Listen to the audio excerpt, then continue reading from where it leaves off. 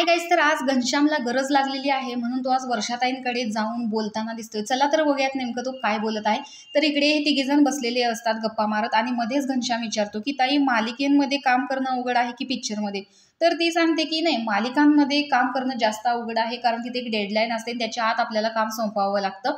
रात्री 2-3 वाजेपर्यंत पण शूटिंग लागतं। पण एवढंच की मालिकेच्या माध्यमातून आपण लोकांपर्यंत जास्त पोहोचतो, आपल्याला ऑडियन्स जास्त मिळतो। कारण पिक्चरचं कसं असतं, पिक्चर चालला तर चालला, नाहीतर नाही चालला, अशा गोष्टी होतात। त्यामुळे मालिकांच्या माध्यमातून आपल्याला जास्त पोटेन्शियल पण मिळतं आणि आपण जास्तीत जास्त काम करू शकतो, पण कस लागतो। आणि जर एखादी डेडलाईन असेल, म्हणजे आज शूटिंग करणार आहे आणि उद्याच टीव्हीला एपिसोड येणार आहे, तर मात्र खूप मेहनत घ्यावी लागते, पण त्याचं फळ निश्चित मिळतं, हे मात्र खरं आहे।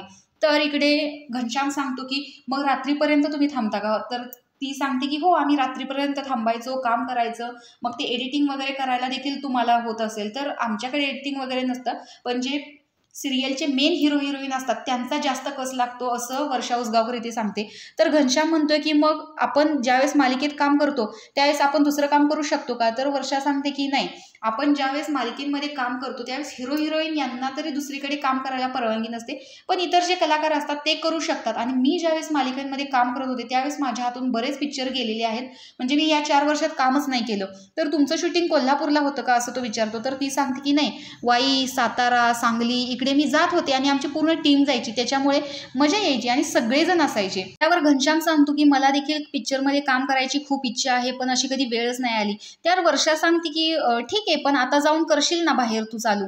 तर त्यावर घनश्याम म्हणतो हो, संधी मिळाली तर नक्की करेन। तर एखादा पिक्चर निघाला तर तुम्ही घनश्यामला कोणाच्या भूमिकेत बघाल, हे कमेंट बॉक्समध्ये नक्की सांगा। अशाच व्हिडिओसाठी आपल्या चॅनलला सबस्क्राईब करा। तोपर्यंत बाय बाय।